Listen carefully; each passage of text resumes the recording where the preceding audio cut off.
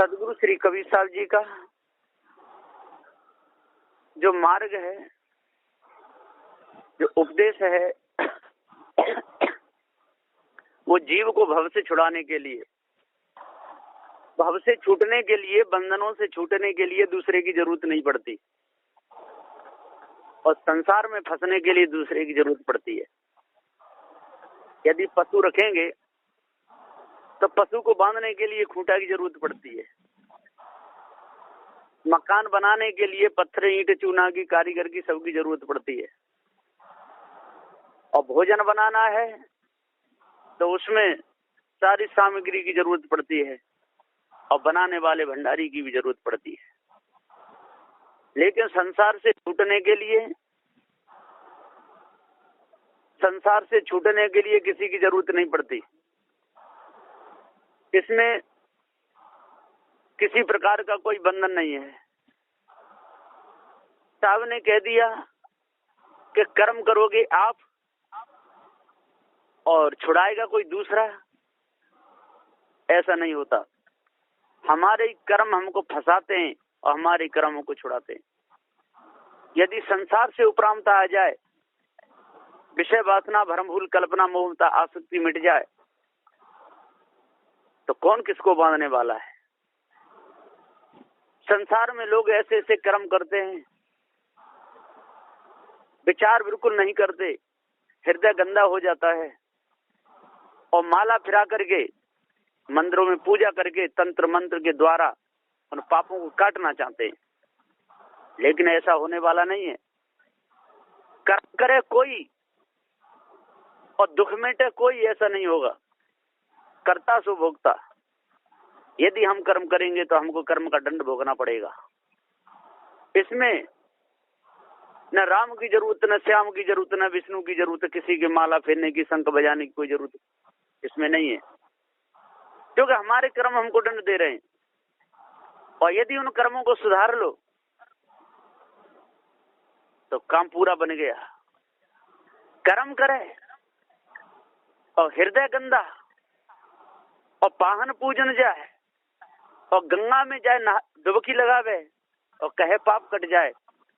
जल में नहाने से, गंगा में नहाने से शरीर का मैल तो छूट सकता है, लेकिन हृदय का नहीं छूट पाएगा। हृदय का मैल, तो जो कर्म आप करते हैं गंदे, उन कर्मों पर रोक लगानी पड़ेगी, उस पर लकीर करनी पड़ेगी, उस पर पक्की भीत लगानी पड़ेगी, त्याग और वैराग की, विवेक और विचार की। वहां पर पक्की भीत जो फोड़ने से नहीं फूटे। और ये तो सब बालू पर भीत हैं। जितने भी हैं, 4 बेछो 7 18 पुराण जितने भी हैं, 12 योगी, 10 सन्यासी, 14 सिख बखान, 18 ब्राह्मण, 18 जंगम, 24 सेवड़ा प्रमाण, ये सब के सब उपदेश भी देते हैं और संसार को भरमाने के लिए वहां की शोभा भी बढ़ाते हैं। करोड़ों अरबों खरबों की मूर्ति भी बनाते हैं, मंदिर भी बनाते हैं, और उसमें बैठते भी हैं। और चढ़ी हुई सामग्री को स्वयं उठाते हैं। जिसके नाम पर चढ़वाते हैं वो उठाता भी नहीं, वो खाता पीता नहीं, वहां पर चढ़ाते हैं।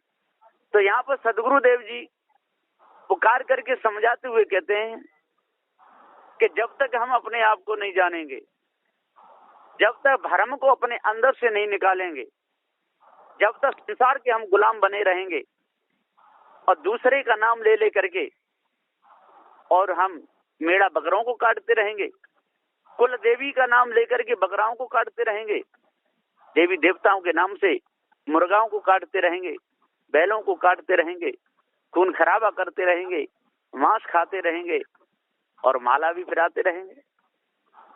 यदि वर्तमान में जिनका नाम लेकर के पाप हो रहा है वो होते, तो उनको सबको जेल में डाला जाता। कहाँ काली माँ की मूर्ति बना ली, दुर्गे की बनाई, चेहरे पे उसको बैठा दिया, आरती पूजा कर रहे हैं, और बकरे की बलि उसके सामने चढ़ा रहे हैं। अब पत्थर का शेर और पत्थर की मूर्ति वो तो जानती नहीं, उसे क्या मालूम कि हमारे नाम से कोई क्या कर रहा है। यदि सामने पे यदि कोई करे जिंदा पर, तब पता चलता है।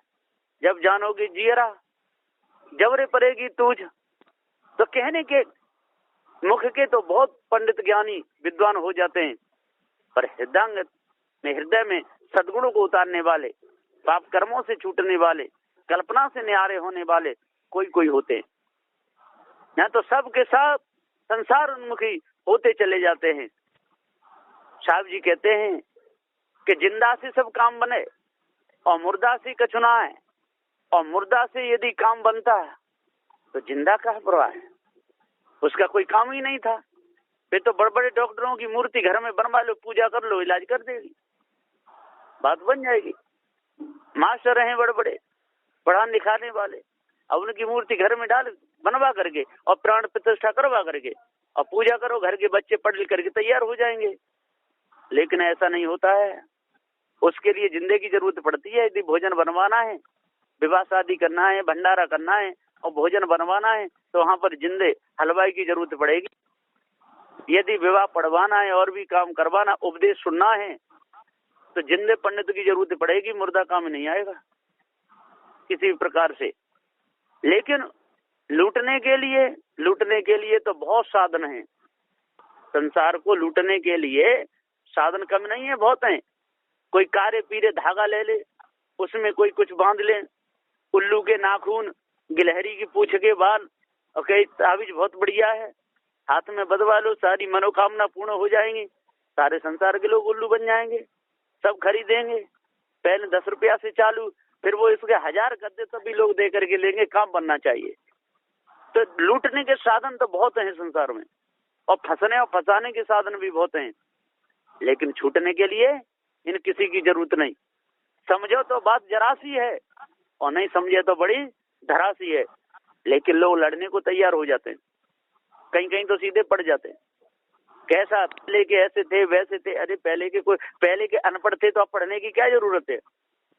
पहले के लोग अनपढ़ थे और बहुत थे, तो अब पहले लकीर के फकीर बनना है तो अब पढ़ने की जरूरत नहीं। पहले मकान कच्चे थे, अब पक्के क्यों बनवाए? अब पक्के को गिरवाना चाहिए, फिर कच्चे में ही रहना चाहिए। पहले झोपड़ियां थी और आज झोपड़ी नहीं है, तो लकीर के फकीर बनने से काम नहीं चलता है। पहले किसने अपना जीवन कैसे बिताया, क्या किया, जंगलों में रहते थे और वहां पर किसी भी एक मोछ ऊपर एक मोछ नीचे, और वैसे ऐसे देवता बनाए एक आंख बड़ी एक छोटी, काले पीले बना के खड़े कर देते थे कि जो रात में यदि कोई यहाँ आएगा तो खा जाएगा। तो उनके भय से बेचारे बचे रहते थे दूसरों से। और आज तो पढ़ा लिखा जमाना है, सभी पढ़े लिखे हैं, चाहे ब्राह्मण हो, क्षत्रिय हो, वैश्य हो, शूद्र हो, सिख, सैयद, मुगल, पठान, ये कोई भी कहने वाले, स्त्री पुरुष। पहले माताओं को घर में ही रखा जाता था, उनके लिए विद्या लागू नहीं थी, बेचारी बर्तन मांझ के झाड़ू लगा घर में कुन्ने में रो के मर जाती थी। और आज पढ़ लिख करके और बड़े बड़ी कुर्सियों पर बैठी हुई हैं, उनके सामने पुरुषों की नहीं चल रही। कृष्ण ने भी कहा अर्जुन से, अर्जुन पूछ रहे हैं कि कौन बड़ा है, तो कृष्ण कह रहे हैं कि अर्जुन से कह रहे गिरधारी नर छोटो सदा बड़ी नारी। अर्जुन से कह रहे हैं गिरधारी नर छोटो सदा बड़ी नारी। क्यों? कि जब जन्म लेके आता है तो नारी माँ बनती है, तो माँ बड़ी हुई कि पुत्र? माँ बड़ी है। पिता की संयोग से जन्म होता है तो पिता बड़ा हुआ कि पुत्र? पिता सदा बड़ा रहेगा, इसलिए नारी सदा बड़ी रहेगी। नारी तो पिता और पुत्र दोनों की माँ है। इसलिए सदुदेव जी कहते हैं कि जब तक नारी से लगन और तब तक छूटे ना है, और बार बार पेट में पड़े और माँ कहे हर्षा है। जब तक नारी से लगन रहेगी, जब तक विषयों की ललक रहेगी, तब तक माँ रहेगी, माँ के पेट में जाएगा, गोद में खेलेगा, और उसकी सेवा जब तक पूर्ण तरीके से नहीं करेगा तब तक उसके उसे पूर्ण नहीं होगा। इसलिए अपने आप को यदि बचाना है संसार सागर से, तो भव बंधनों से छूटना पड़ेगा। ये सारी चालों से, ईश ब्रह्म परमात्मा, देवी देवता, भूत चुड़ैल, तंत्र मंत्र, जादू टोना, हवन होम, जितना भी है बकेड़ा संसार में है, ब्राह्मण क्षत्रिय वैश्य शूद्र, ये सब मारों से बचना पड़ेगा। और नहीं तो हृदय में कालमा भर जाएगी। यदि आपको कोई औजार बनवाना है और लोहार के पास में लोहा ले जाना है और उससे कहो भैया इस पे एक भी हथौड़ा मत लगा और औजार बना के तैयार कर दे, तो नहीं होगा। लोहार को छुट्टी देनी पड़ेगी, भैया जी लोहा है हमारा और इसमें से ये औजार बनाना है, तो लोहार हथौड़े की मार लगाएगा और औजार बना देगा। और लोहा बालक है नहीं, हथौड़े की मान नहीं पड़नी चाहिए, चैनी नहीं लगनी चाहिए, और इसका औजार बन के तैयार हो जाए तो कभी नहीं होगा। बढ़ई के पास में लकड़ी ले जाई जाए और कह जाए इसके भैया पाए बना दे, तख्त बना दे, लेकिन छेनी और बसूला नहीं चलाना, तो ऐसा होगा? लकड़ी पड़ी रह जाएगी, उसका कुछ भी नहीं बनेगा। इसी प्रकार से कुम्हार के पास मिट्टी है और क्या भैया कुल्हड़ मटके सब चीज बना, लेकिन इस चाक पे नहीं चढ़ाना, हाथ नहीं लगाना, पीटना नहीं, तो क्या बनाएगा? चाक अलग रखा है, मिट्टी अलग पड़ी, कुछ नहीं बना पाएगा। इसी प्रकार सदगुरुदेव जी पुकार के समझाते हुए कहते हैं कि जब चाक और डंडा का उसको सहारा लेना पड़ेगा तब बर्तन बनेंगे, छेनी और बसूले का सहारा लेना पड़ेगा तब लकड़ी के उसी मेज टेबल बनेंगे, उसको भी सुनार को औजारों का सहारा लेना पड़ेगा तब सोने के आभूषण बनेंगे। यदि सहारा न ले तो सोना एक तरफ और सुनार एक तरफ, कुछ भी नहीं बनेगा।